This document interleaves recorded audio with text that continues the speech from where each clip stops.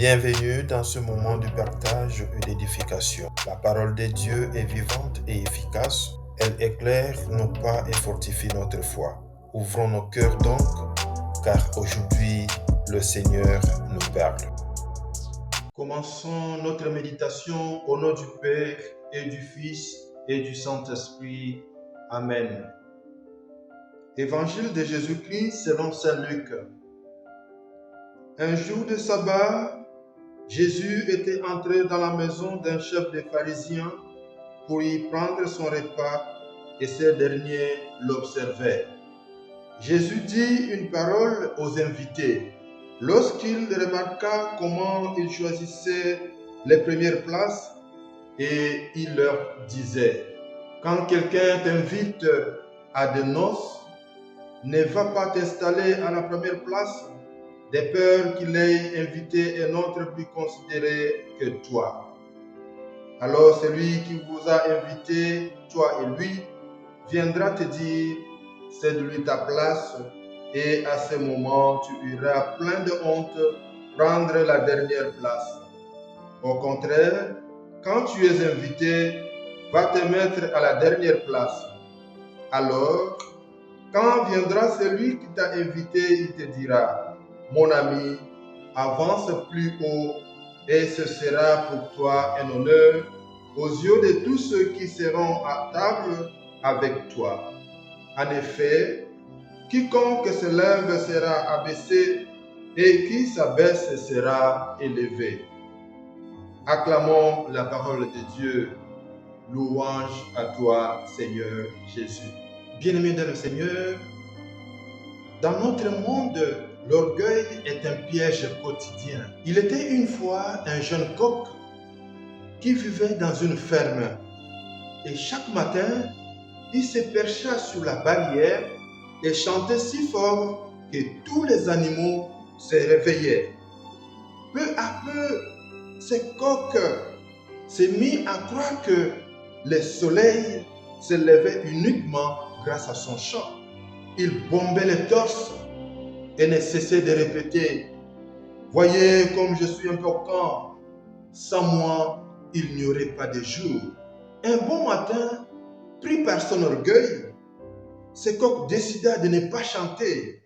Il se dit en lui-même « Tout le monde comprendra qu'ils dépendent tous de moi. » Mais quand l'aube arriva, le soleil se leva de lui-même sans attendre le chant de ce coq.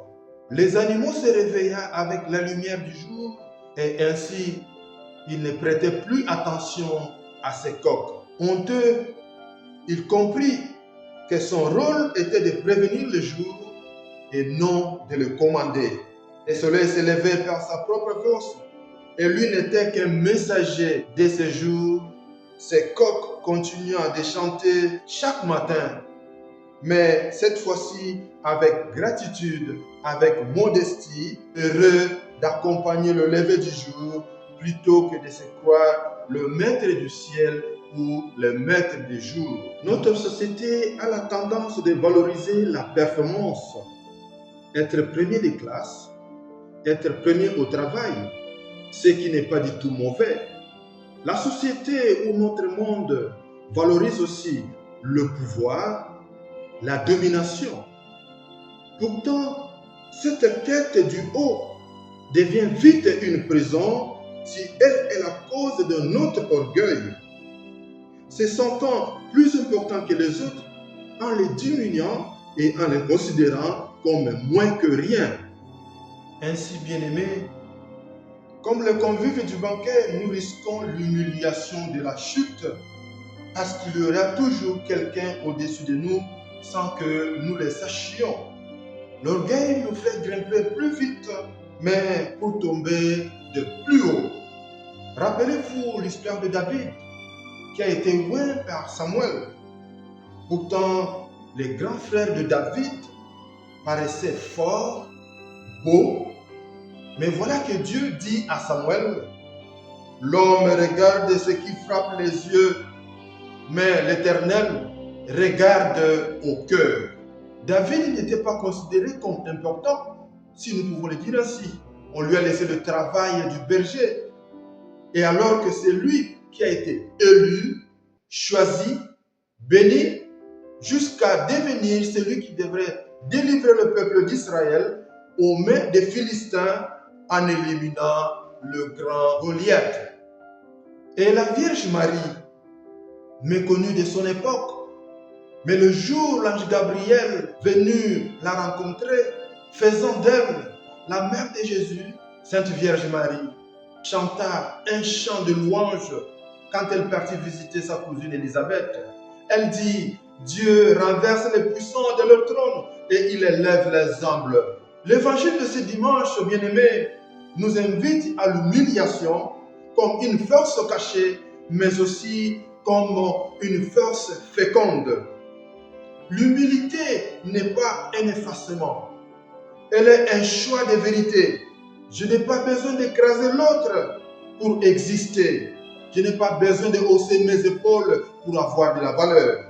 Jésus, le Fils de Dieu, s'est fait même serviteur en lavant même les pieds de ses disciples. Lui qui était de condition divine s'est rabaissé jusqu'à terre, prenant notre condition humaine, et Dieu l'a exalté au-dessus de tout. L'humilité, bien-aimée, ouvre la porte à la vraie grandeur, celle qui vient de Dieu, pas de nos efforts de paraître. Dès lors, lorsque nous servons Dieu, ce n'est pas que nous cherchons la gloire personnelle, mais plutôt nous nous mettons totalement à son service. Dieu résiste aux orgueilleux, mais il fait grâce aux humbles.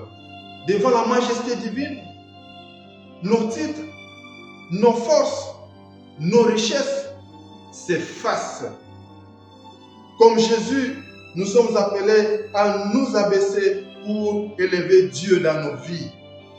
S'humilier devant Dieu, ce n'est pas s'amoindrir, mais plutôt reconnaître que tout vient de lui, tout est en lui, tout est pour lui et tout retourne à lui. Mais alors, une question demeure. Pourquoi choisir la dernière place dans un monde où tout nous pousse à être premier? Est-ce qu'une défaite ou un chemin de vraie grandeur? Frères et sœurs, voilà un défi pour nous chrétiens. Choisir la dernière place n'est pas perdre, mais plutôt préparer la surprise de Dieu. Là où le monde dit « prends la première place pour exister », Jésus nous dit aujourd'hui « choisis la dernière place et moi je viendrai pour te relever ». L'orgueil nous fait croire que tout dépend de nous, mais l'humilité nous rappelle notre juste place et nous rend encore plus utiles aux autres. Que Dieu vous bénisse, que Dieu vous accorde la grâce d'être humble comme lui-même le Christ a été humble jusqu'à la mort.